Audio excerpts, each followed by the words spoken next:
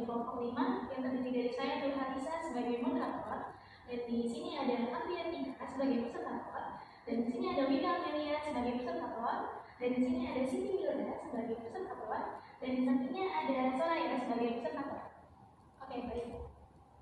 Untuk mempersingkat waktu, marilah kita dengarkan penjelasan pertama dari Apriatika. Pada Apriatika, saya persilakan.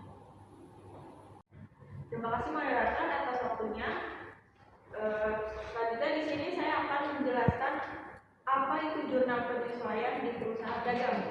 Jadi jurnal penyesuaian di perusahaan dagang adalah sebuah jurnal yang dibuat ketika adanya sebuah perubahan saldo pada suatu akun perusahaan dagang dan harus dilakukan penyesuaian ke dalam buku besar perusahaan pada akhir siklus akuntansi. Tujuannya yaitu adalah untuk mencatat pendapatan atau beban yang tidak diakui pada periode tersebut. Penyesuaian di perusahaan dagang yaitu satu, ada menentukan akun nominal atau pendapatan dan beban. Yaitu ya. Selanjutnya ada fungsi jurnal penyesuaian di perusahaan dagang, yaitu satu, menentukan akun nominal, yaitu pendapatan dan beban, di mana suatu perusahaan melakukan penyesuaian untuk menentukan akun pendapatan dari beban agar dapat mengetahui kondisi sebenarnya dari akun tersebut selama periode tertentu, di mana perusahaan melakukan cek fisik agar mengetahui kondisi real barang di suatu perusahaan. Kedua yaitu menentukan saldo catatan yang telah dimasukkan ke dalam akun buku besar pada akhir periode akuntansi, sehingga estimasi saldo akan terlihat jumlah sebenarnya. Itu agar akun di buku besar itu disesuaikan sesuai barang yang tersisa, contohnya di gudang. Kemudian yang terakhir itu untuk mengetahui fakta yang sebenarnya dari akun real pada penghujung periode yang telah dimaksud. Selanjutnya saya akan kembalikan ke moderator. Penjelasan selanjutnya akan dibawakan oleh Wida Amelia. Kepada Wida Amelia, saya persilakan. Terima kasih moderator. Saya akan menjelaskan akun-akun dalam jurnal penyesuaian perusahaan dagang. Yang pertama itu ada persediaan barang dagang. Persediaan barang dagang itu adalah jumlah barang yang dimiliki oleh sebuah perusahaan dan siap dijual dalam kegiatan bisnisnya. Yang dimana ada dua metode. Yang satu itu ada pendekatan ikhtisar laba rugi. Pendekatan ikhtisar laba rugi itu merupakan laporan keuangan yang merangkum informasi keuangan yang merangkum penting dalam suatu dokumen ringkas yang terdapat pendapatan, biaya, laba atau rugi suatu perusahaan dalam selama waktu tertentu. Yang kedua itu ada metode harga pokok penjualan yang disebut juga HPP. Digunakan oleh perusahaan untuk menghitung biaya pokok suatu produk atau layanan. Yang kedua ada perlengkapan. Perlengkapan yaitu aset yang terdiri dari barang atau investasi yang dimiliki oleh perusahaan untuk mendukung operasional sehari-hari. Yang ketiga ada beban dibayar di muka. Disebut juga pembayaran di muka, merujuk pada suatu kondisi di mana pembayaran untuk suatu produk atau layanan dilakukan sebelum produk atau layanan tersebut diberikan atau diterima sepenuhnya. Yang keempat ada pendapatan diterima di muka, yang merujuk pada situasi di mana suatu perusahaan menerima pembayaran dari pelanggan atau klien sebelum memberikan produk atau layanan terkait dengan pembayaran tersebut. Selanjutnya yang kelima itu ada beban yang harus dibayar. Beban atau biaya yang telah terjadi atau terkait dengan operasi suatu perusahaan tetapi pembayarannya belum dilakukan. Yang keenam ada pendapatan yang masih harus diterima. Itu pendapatan yang telah diakui atau dihasilkan oleh suatu perusahaan tetapi belum diterima sepenuhnya. Yang ketujuh ada penyusutan dalam jurnal penyesuaian perusahaan dagang. Penyusutan ini biasanya berkaitan dengan aset tetap seperti peralatan atau kendaraan. Perusahaan dagang lebih sering terlibat dalam aktivitas penjualan dan pembelian barang dagangan. Yang ke-8 ada piutang tak tertagih, yaitu jumlah piutang yang kemungkinan besar tidak akan dapat diterima sekali oleh perusahaan. Penjelasan selanjutnya akan dibawakan oleh Soraya. Kepada Soraya, saya persilahkan. Di sini saya akan menjelaskan contoh jurnal penyesuaian. Di sini ada neraca saldo atau adjusted trial balance. Di sini diketahui, di sini ada akun-akun yang ada di neraca saldo. Ada petty cash, bank mandiri, market securities, akun receivable, allowance for double debt, employee receivable, merchandise inventory, supplies, funding, perpetual tanpa, waste and sewage expense, purchasing expense, supplies expense, bad expense, electricity, telepon dan master, repair dan maintenance expense. Itu saya dari di sini ada contoh memo PT Indo Elektronik dari bagian kepala bagian operasi diinformasikan bahwa berdasarkan stok marne saldo perlengkapan per 31 Desember 2018 adalah senilai 4.600. Di sini kita diperintahkan untuk melakukan penyesuaian atas pemakaian perlengkapan tersebut. Jadi di PT Elektronik di stok atau di gudang terdapat 4.600. Sedangkan di neraca saldo tadi ada 8.100. Jadi di suatu perusahaan diketahui di bagian gudang ada 4.600.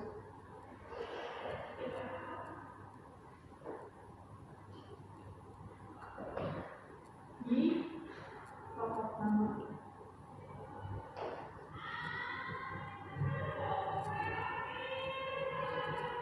Sedangkan di neraca saldo diketahui supplies-nya itu 8.100.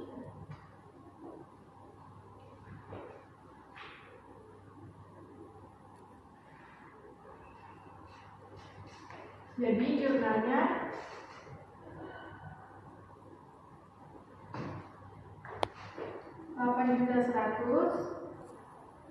diketahui saldo supplies-nya dikurang yang tersedia atau yang ada di dalam gudang, itu 4.600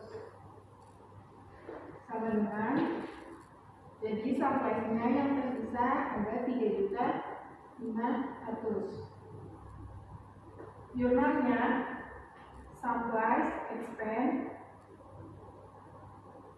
atau beban perlengkapan senilai 3.500 didebit pada supplies atau perlengkapan 3.500 di debit. Selanjutnya saya kembalikan kepada moderator. Selanjutnya akan dibawakan oleh saya sendiri. Di sini ada pengertian neraca saldo setelah penyesuaian. Neraca saldo setelah penyesuaian atau NSSD adalah data dari semua akun dan saldo yang terkandung dari buku besar setelah entry penyesuaian untuk periode akuntansi telah diposting. Neraca saldo setelah penyesuaian sebenarnya seperti laporan keuangan yang menunjukkan semua uang atau nilai yang dimiliki dan utang yang harus dibayar perusahaan setelah menghitung semua perubahan yang diperlukan. Ini membantu kita melihat secara lengkap keadaan keuangan perusahaan pada akhir periode waktu tertentu.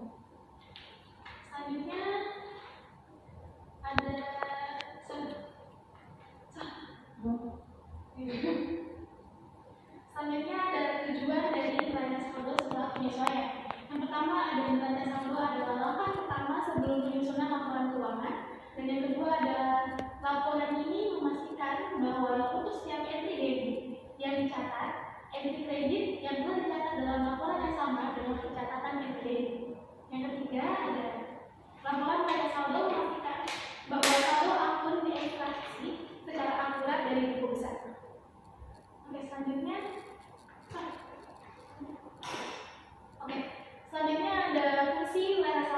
penyesuaian dalam laporan keuangan. Laporan neraca saldo memastikan bahwa saldo akun diekstraksi secara akurat dari buku besar. Dokumen ini juga membantu akuntan dalam mengidentifikasi dan memperbaikan kesalahan akuntansi yang terjadi. Laporan neraca saldo itu seperti cek akhir untuk memastikan uang masuk dan keluar sudah dicatat dengan benar di buku besar. Jadi, bayangkan kita punya daftar besar catatan keuangan. Nah, neraca saldo ini membantu kita ambil informasi dengan hati-hati untuk memastikan jumlah uang yang kita punya dan yang harus dibayar sesuai dengan yang seharusnya.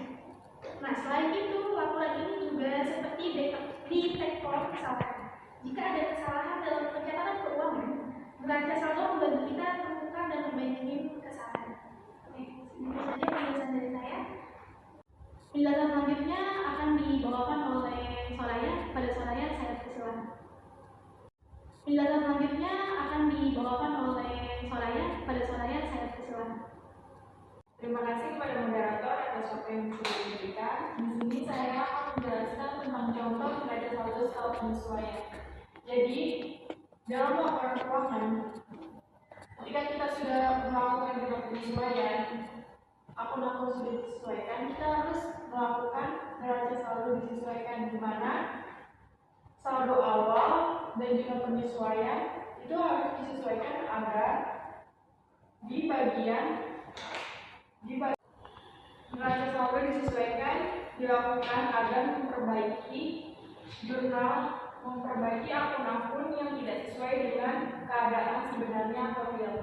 Di mana di sini diketahui kas di debit 2.500, piutang 3.500, persediaan 8.000, utang 2.500, modal 10.000, pendapatan usaha di kredit 9.200.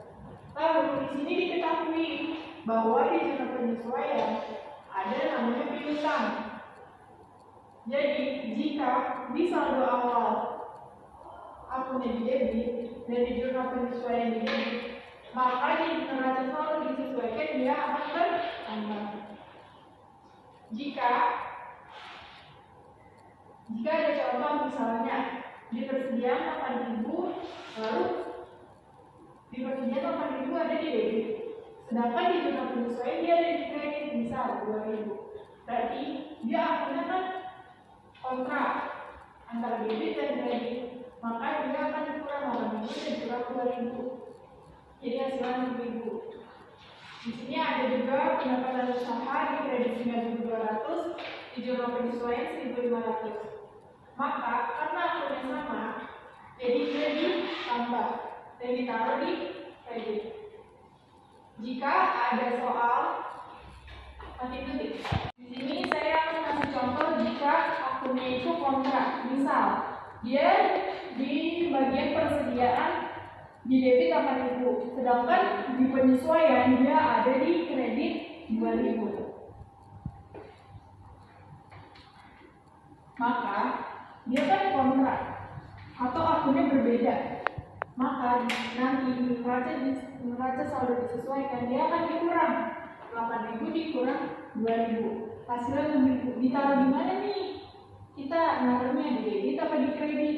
Karena akun debit nominal lebih besar, maka di neraca saldo disesuaikan, kita naruhnya di debit. Berarti di sini kita naruh 6.000 di debit. Begitupun sebaliknya, jika kalau misalnya di sini di debit 10.000, misal di jurnal penyesuaian di kreditnya 13.000. Berarti kan kontrak. Kita kurang. Lebih besar mana nih akunnya, ada di debit atau lebih besar mana nominalnya, ada di debit atau di kredit? Karena lebih besar di kredit, maka nominal hasil pengurangan itu kita taruh di kredit, yaitu senilai 3. Selanjutnya saya akan kembali kepada moderator. Penjelasan selanjutnya akan dibawakan oleh Siti Milda. Kepada Siti Milda saya persilakan. Pada moderator, neraca lanjut atau sering disebut sebagai buku besar adalah catatan lengkap dari setiap transaksi keuangan yang dilakukan oleh suatu perusahaan selama suatu periode waktu tertentu. Neraca lanjut ini mencatat setiap transaksi dalam bentuk rekening-rekening yang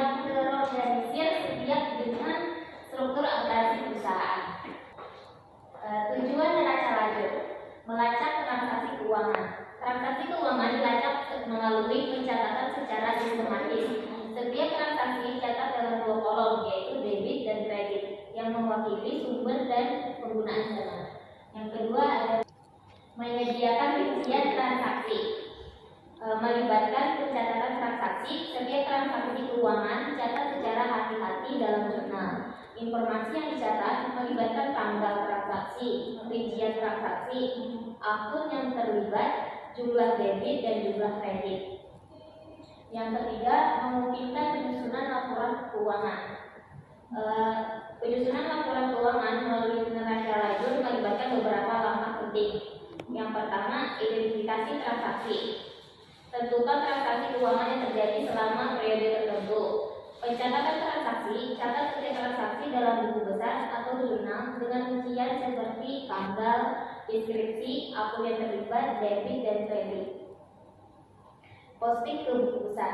Transfer data dari jurnal ke buku besar, mengumpulkan informasi dalam berbagai akun keuangan seperti aset, kewajiban, modal, pendapatan dan biaya. Penyesuaian, lakukan penyesuaian jika diperlukan. Lakukan penyesuaian jika diperlukan, seperti pencatatan depresiasi, penyusutan atau pengakuan pendapatan yang belum direalisasi. Pembuatan neraca lajur. Susunan neraca lajur dengan bentuk saldo akhir dari setiap akun di buku besar. Neraca lajur mencerminkan posisi keuangan perusahaan pada akhir periode. Pembuatan laporan keuangan. Dengan menggunakan data dari neraca lajur, susunan laporan keuangan seperti laporan laba rugi menunjukkan pendapatan dan biaya selama periode. Laporan perubahan modal menyajikan perubahan modal perusahaan. Laporan arus kas mencatat arus kas masuk dan keluar selama periode. Audit dan verifikasi. Lakukan audit internal atau eksternal untuk memastikan keakuratan dan keandalan informasi keuangan. Pelaporan ke pihak terkait. Sajikan laporan keuangan kepada pihak terkait seperti pemegang saham, otoritas pajak atau pihak lain sesuai peraturan dan kebijakan yang berlaku. Penyusunan laporan keuangan melalui neraca lajur membantu perusahaan untuk mengkomunikasikan kinerja keuangan dan memberikan gambaran yang jelas tentang posisi keuangan perusahaan. Yang keempat, basis penelusuran dan audit. Melibatkan langkah-langkah untuk memastikan keakuratan dan keandalan informasi keuangan perusahaan, seperti pencatatan transaksi yang akurat, basis dokumentasi, verifikasi saldo akun, penyelidikan penyesuaian, analisis dan pengujian internal kontrol, audit arus kas, pengecekan pernyataan.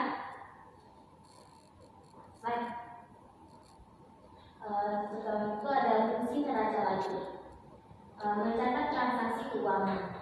Neraca lajur digunakan untuk mencatat setiap transaksi keuangan perusahaan secara terperinci. Hal ini mencakup informasi seperti tanggal, transaksi, deskripsi, dan jumlah yang terlibat. Yang kedua, menyajikan gambaran yang akurat. Gambaran akurat tentang posisi keuangan suatu perusahaan pada suatu titik waktu tertentu. Informasi yang akurat dan andal ini sangat penting untuk mendukung pengambilan keputusan yang tepat dan memastikan kepatuhan terhadap regulasi keuangan. Yang ketiga, basis penyusunan laporan keuangan. Menjadi dasar untuk penyusunan laporan keuangan seperti neraca, laporan laba rugi, dan laporan arus kas yang memberikan informasi penting kepada pihak internal dan eksternal. Yang keempat, memfasilitasi proses penutupan buku. Proses itu melalui neraca lajur memberikan landasan yang kuat untuk analisis keuangan, pelaporan, dan pengambilan keputusan selanjutnya. Dan kepada moderator. Penjelasan selanjutnya akan dibawakan oleh Soraya. Kepada Soraya, saya persilakan. Terima kasih pada moderator. Di sini saya akan menjelaskan contoh neraca lajur. Di sini ada neraca lajur PT Karya Abadi periode 31 Desember 2021. Seperti yang saya jelaskan sebelumnya kan ada neraca saldo disesuaikan. Nah, di dalam neraca lajur, di sini juga terdapat namanya laporan laba rugi dan neraca. Yang termasuk laporan laba rugi itu semua beban dan pendapatan. Sisanya dia masuk ke dalam Neraca itu seperti akuntas, piutang, persediaan, kalau dibayar bunga itu masuk akun neraca. Akun yang masuk laba rugi, pendapatan dan beban-beban. Nanti diakumulasi. Di sini ada selisih nih 28 di bagian laporan laba rugi. Kenapa ini bisa dikatakan laba? Karena di bagian debit dia di bagian kredit dia lebih besar dibanding di bagian debit. Neraca ini nanti digunakan untuk pelaporan perubahan modal, di mana hasil dari selisih ini nanti akan sama dengan hasil laporan jurnal penutup. Saya kembalikan kepada Winda. Kesimpulan akan dibawakan oleh Winda Amelia kepada Winda Amelia. Saya persilakan. Baik, kesimpulan dari materi yang kita bahas adalah jurnal penyesuaian adalah untuk memastikan bahwa seluruh transaksi bisnis tercermin dengan akurat dalam neraca saldo, sehingga informasi keuangan perusahaan menjadi lebih akurat dan relevan. Penyesuaian ini melibatkan penyesuaian atas pendapatan, beban, dan aset atau kewajiban tertentu yang belum tercatat dengan benar dalam buku besar. Dengan demikian, neraca saldo mencerminkan posisi keuangan yang sebenarnya perusahaan setelah memperhitungkan semua perubahan yang diperlukan. Terima kasih, moderator.